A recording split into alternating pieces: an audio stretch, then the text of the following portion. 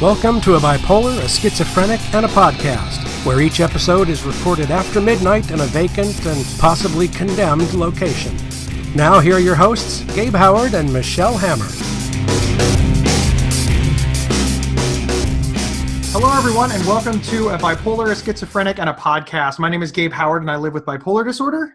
Hi, I'm Michelle Hammer, and I live with schizophrenia.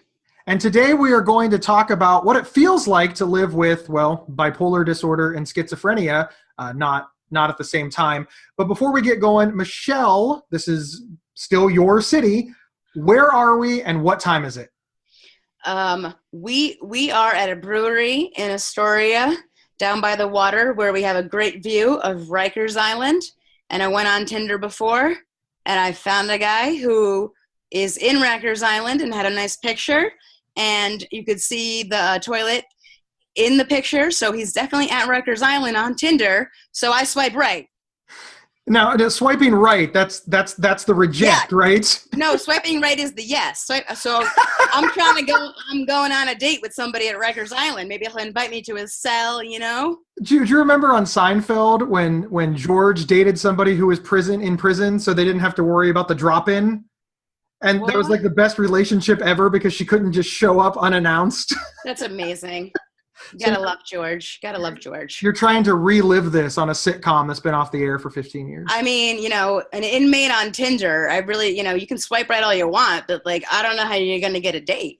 Isn't there something on Tinder where you can super like them?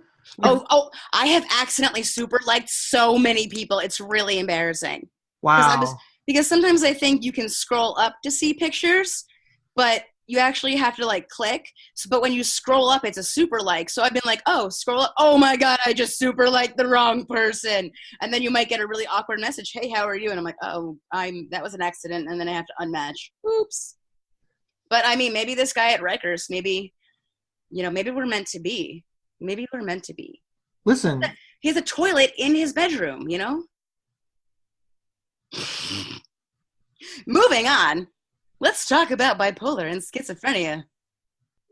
I'm very seldom left speechless, but it sounds to me, I just want to make sure that I understand this correctly. I can't move off this point, but that Michelle Hammer's dream man is a dude that sleeps next to his toilet.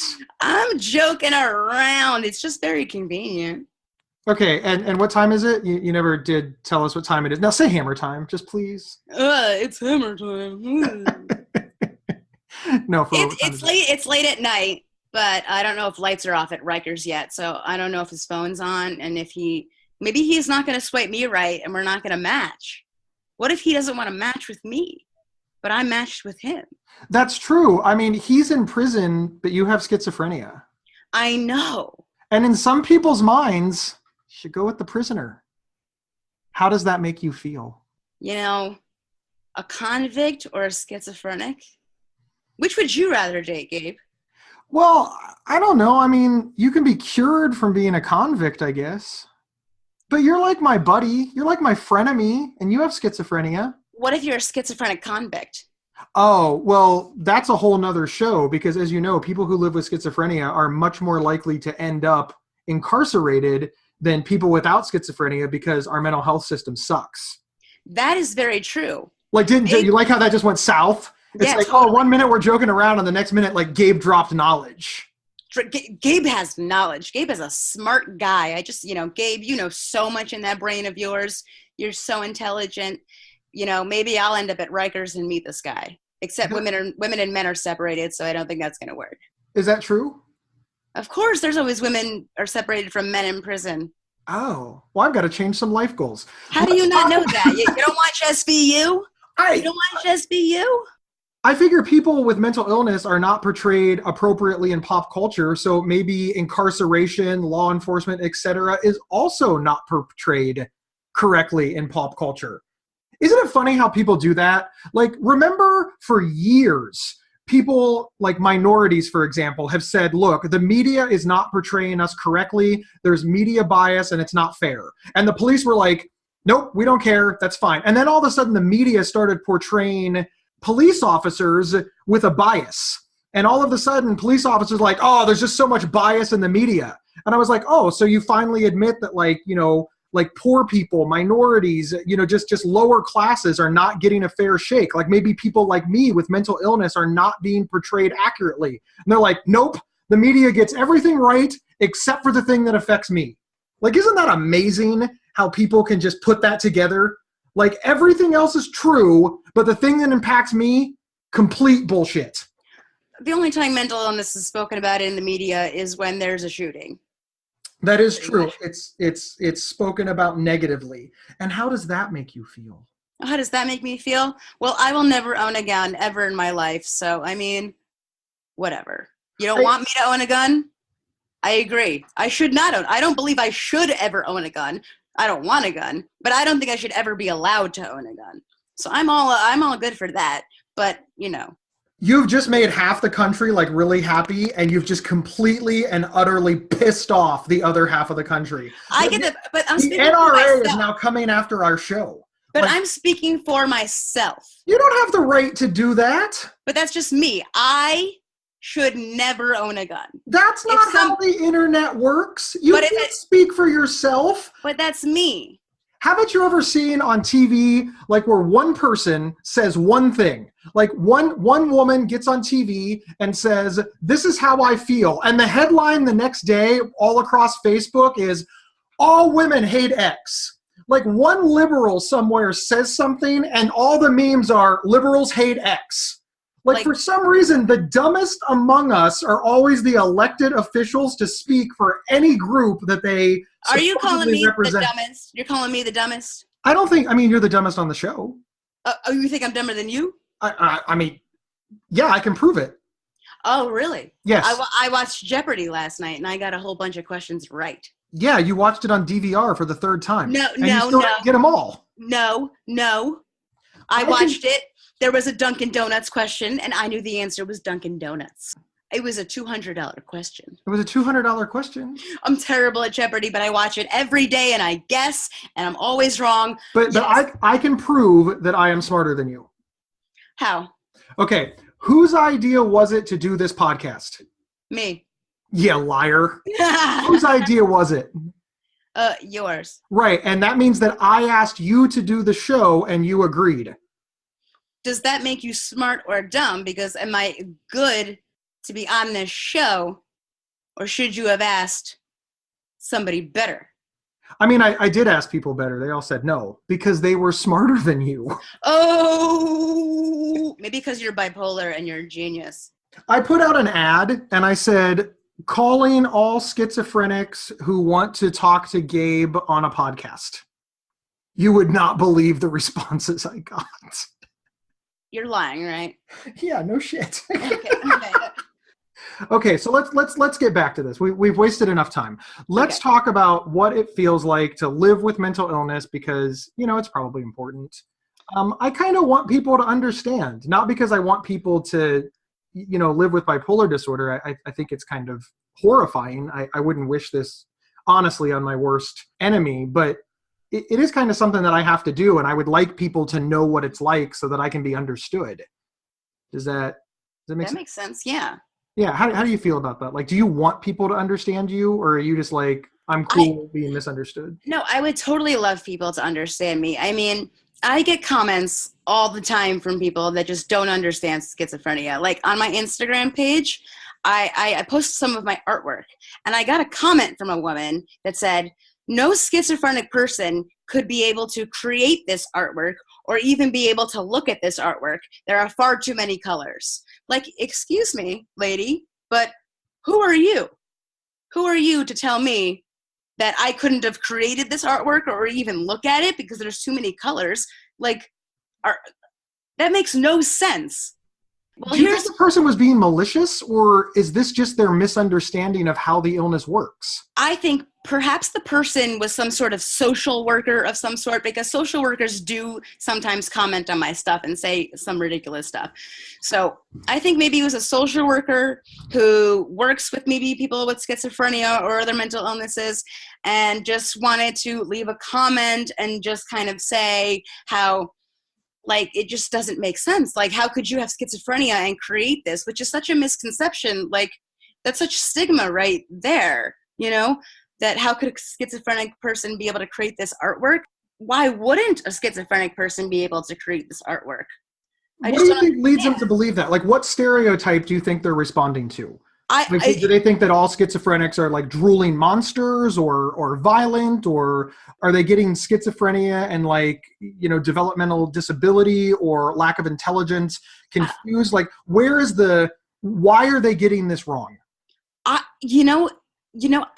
The experience this person must have with people with mental illness or schizophrenia just must be like just a very, like, maybe they've only seen them in very dissociative psychotic states, or just people who are very, very, very not, like, you know, not as high functioning as I am, or just had experience with schizophrenic people that were just very negative or something, or only works with just not, I don't even know.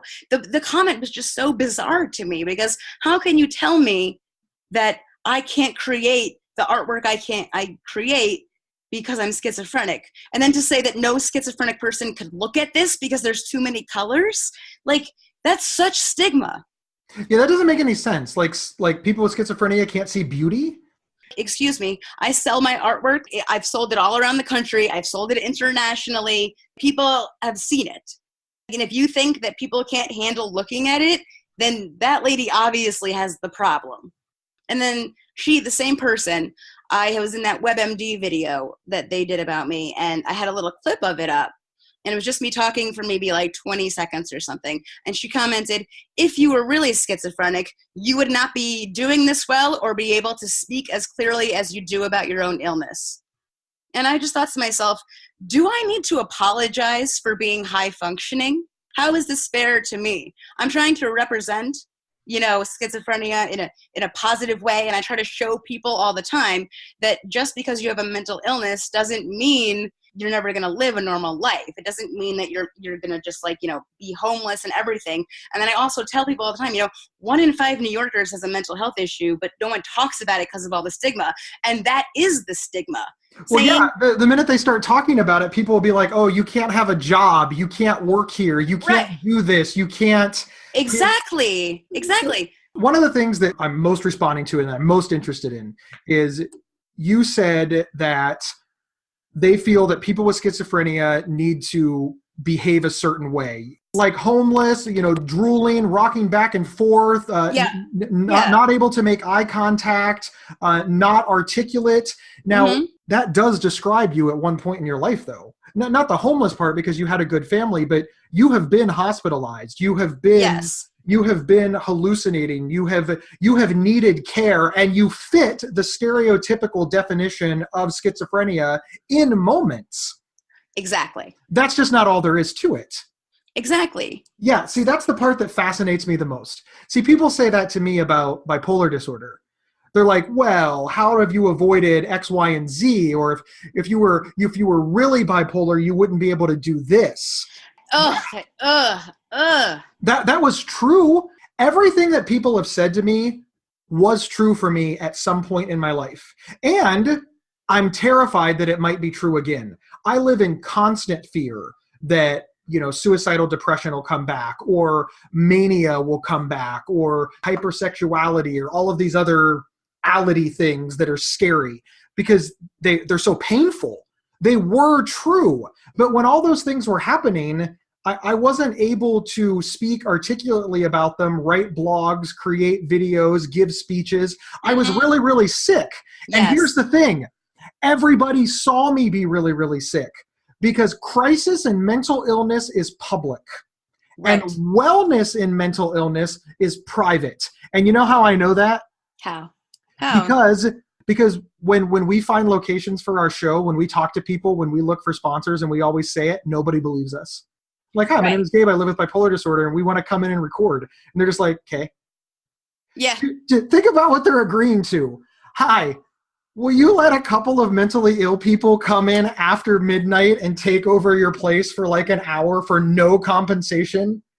Yeah. Like, for real, why do they not pat us down when we walk in? Want to learn more about mental health, mental illness, and psychology, but not be bored? The Psych Central Show is an award-winning podcast that speaks candidly with experts in these fields to break down complex topics into easily understood nuggets of useful information. Hosted by our very own Gabe Howard along with Vincent M. Wales. Available on your favorite podcast player or at psychcentral.com/show.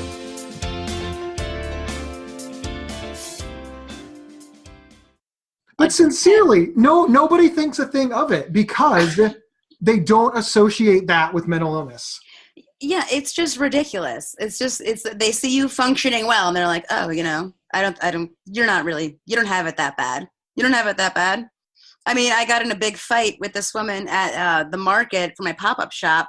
She started saying, we kind of got into a fight because she was rude to me one day. I said something to somebody else about her. He kind of passed along what I said, called her kind of a see you next Tuesday. And then I heard her saying, you know, she didn't want me at the market because I was too hyper. I mean, manic-y on occasion, kind of going a little whatever. And then I told my buddy what I thought of her. He kind of told her because he's an idiot. And then I hear her blabbing and she yelled at me. And then she goes, she's making money off an illness she doesn't even really have. And I got so mad. Wait, she became a doctor instantly, just in that moment. She's like, I'm a doctor, and by looking at you, I can diagnose you. Oh, that's amazing. You know what I did? I got a piece of paper. I wrote down every medication I take, wrote down all 7 of them, and handed her a piece of paper. And I said, these are the medications I take. Time out. Wait a minute. You wrote down the names of the medications. And I handed them to her. Were they spelled correctly? Pretty much, yeah. I wrote them all down. If you can spell those medications, there's no way you have schizophrenia. Those medications are ridiculous. It's like babaloxacodine and doxatoxin mockins flocken. I tried my best. I'm on a medicine that has 2 I's next to each other and a Y at the end. I have no hope of ever spelling that word correctly. Yeah, so I just handed her that, and I said, this is what I take every day to make me act like what I do, so you can think whatever you want. She saw me making sales more than she made sales, which made her bitter, and then she found out that I called her an insult because she had insulted me, months before, and she had said nasty things, blah, blah, blah, blah, blah. And she thought we were all good. No, we were not all good. You were rude to me the first day I met you. You tried to get me kicked out of the market. And then you popped off saying that I'm making money off an illness that I don't really have. It's interesting to me. Stigma. Okay, you've said stigma 9 times on the show. What is that? What is stigma?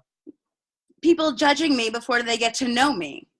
Yeah, it's this idea that people know you based on a diagnosis. But that's my whole thing that I try to preach at my pop-up shop, at my speeches and everything, that just because you have schizophrenia doesn't mean that you are a homeless person, that you can't have a job, that you can't get married, you can't live a successful life, and that 1 in 5 New Yorkers has a mental health issue. Why is there so much stigma if it's so common? If people would just talk about it more, there wouldn't be so much stigma. People talk to me all the time in my pop-up shop. Oh, yes, I am one of the 1 in 5. I get it all day long. Yep, I'm one of the 1 in 5. Oh, I'm one of the 1 in 5. Right? They whisper it. They pull you aside, right? They don't say it loudly. It depends who's with them. I've had people, they talk to me, they walk away, and then one of them comes back and talks to me personally. Yeah, I get a lot of people that pull me aside. Gabe, and either they tell me about their own story or a story of a loved one, and this is the first time they've ever talked about it publicly. And you're right. And they feel such a relief being able to open up about it and not be judged. They feel a sense of maybe this isn't so awful. And listen, illnesses are awful. Mental illness is awful. We're not trying to say that people who live with mental illness don't have it bad. Of course they do. And Michelle, I think highly of you, and I think you're a great person. But if your health insurance goes away, if your medication goes away, if your family support goes away, you could quickly become the stereotype. Easily. Very, very, very, very easily. Which is why people think it's weird, but I call myself a lucky schizophrenic, because I know if I didn't have my family, my friends, my doctor, who knows where I'd be. That's exactly, I feel very strongly that the things that contributed to me being well were somebody recognized the illness in me and explained it to me and then got me medical help. I can afford that medical help. I have a great support system in friends and family. Mm-hmm. And then finally, because I had all of those things, that freed me up to be able to work really, really hard. So not one of those things is any more or less important than anything else. Because, you know, you take away my ability to pay for medication, I'm going to be in a world of hurt tomorrow. If everybody I know leaves me and doesn't, you know, provide me with the support, I don't need a lot of support now, but I needed a ton of support in the beginning. A ton. You know, the number of people that hugged me while I cried is astounding.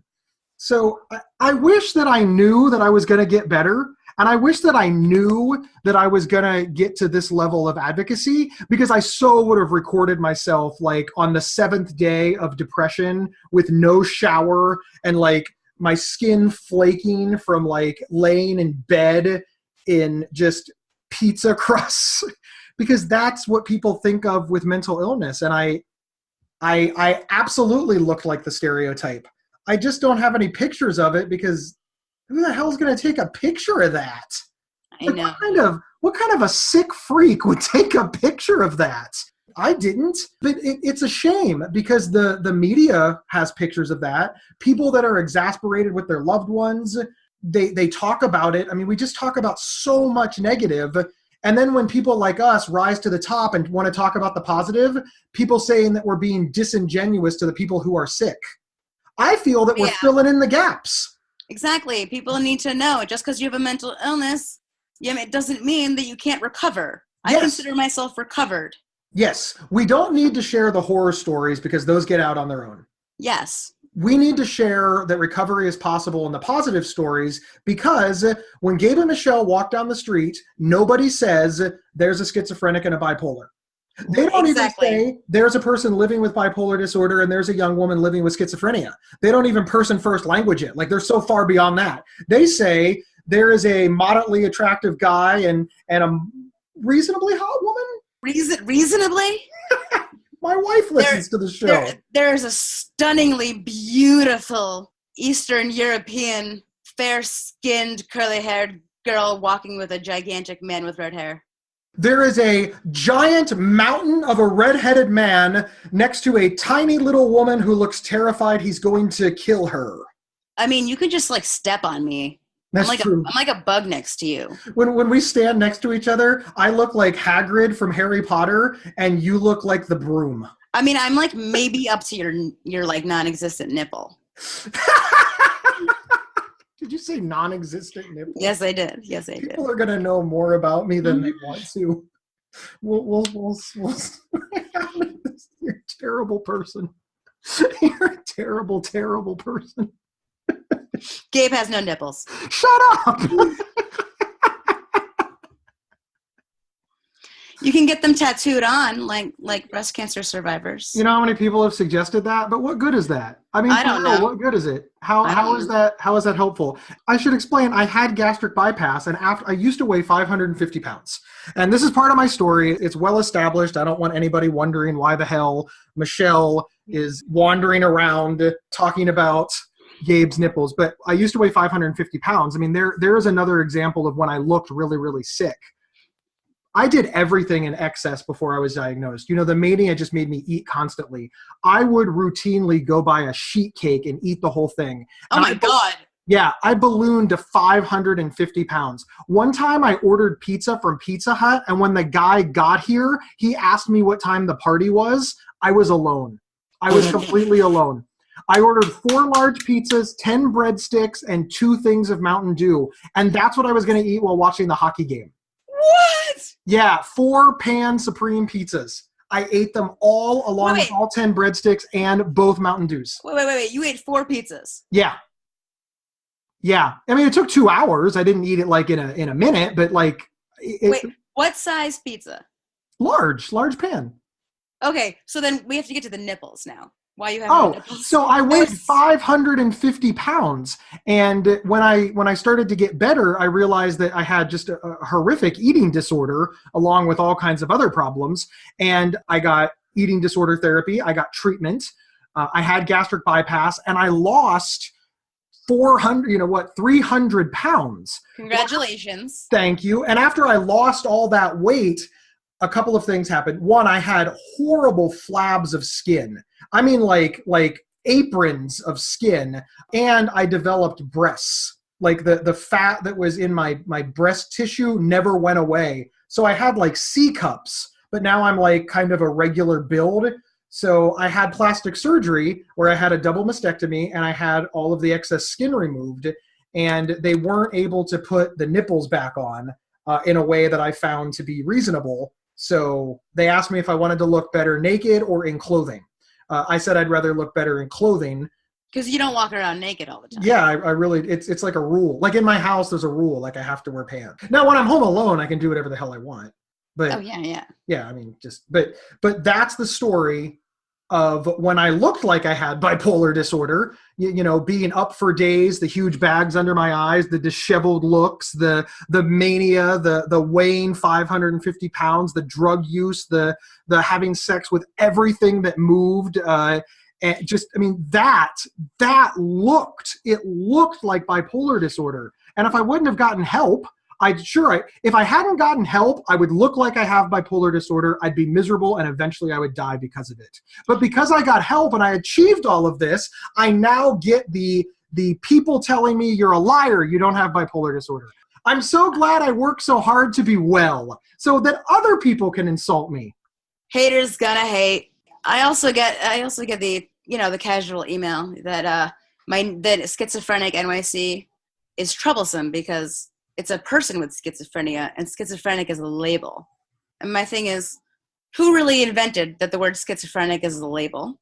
My thing, because I know many people with schizophrenia that prefer just to call themselves schizophrenic, just as the people with diabetes go by diabetic.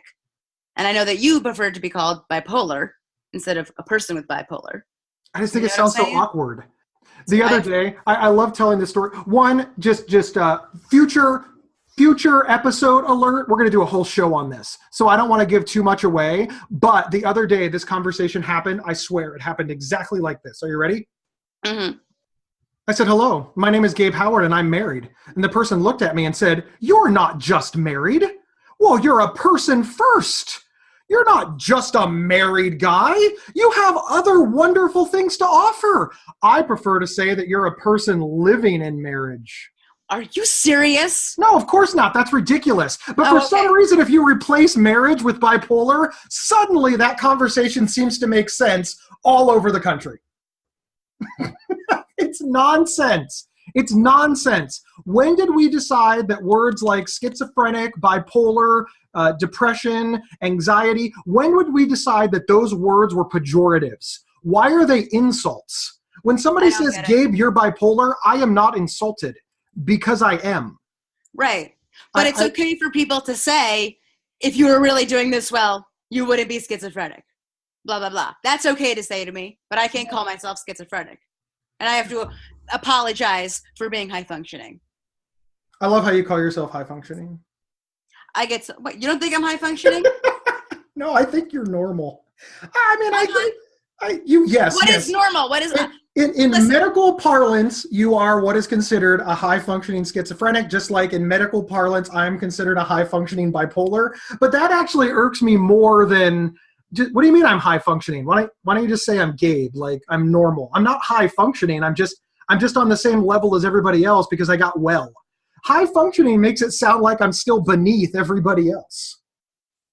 Oh, beneath what the normal? Well, I mean, right. When you go to a therapist and you say, I want to be normal, what do they say back to you? You know what they say back to you, right? Yeah, what is normal? They said, what is normal? That's what a therapist will always say back to you if you say, I want to be normal. I don't want to be normal. I want to be different, just like every teenager. That's why I shop at Hot Topic, a chain store in the mall, so I can show people how different I am. Wait, that store still exists? Of course it still exists. You just aged out of it. We're getting weird looks. We have to go now. God. I don't even know what we've been talking about this whole. We went in like 20 million tangents on this podcast. So who's ever listening to this is gonna be like, yeah, these biddies are nuts. They ain't recovered. That is fair. Thank you everybody for tuning in. And this is important. This is so important. I'm getting a Tinder date with a guy at Rikers. I'm getting invited to the cell. I'm going to use the bathroom right next to the bed. I wish this was a live show all of a sudden so people could see the look on my face. It's a mix of amusement and horror. What if it was just robbery? It might have been just robbery, no killings. That's your line? I'm just messing up. We are so out of here. I have a date on Tinder. If you like what you heard, subscribe on iTunes or your favorite podcast player. Leave us a review. Tell a friend. If you hated it, why did you listen to the end? Come back next week anyway. See you Tuesday after my date. You've been listening to a Bipolar, a Schizophrenic, and a podcast. If you love this episode, don't keep it to yourself. Head over to iTunes or your preferred podcast app to subscribe, rate, and review. To work with Gabe, go to GabeHoward.com. To work with Michelle, go to Schizophrenic.NYC. For free mental health resources and online support groups, head over to Psych Central.com. The show's official website is psychcentral.com/BSP. You can email us at show@psychcentral.com. Thank you for listening, and share widely.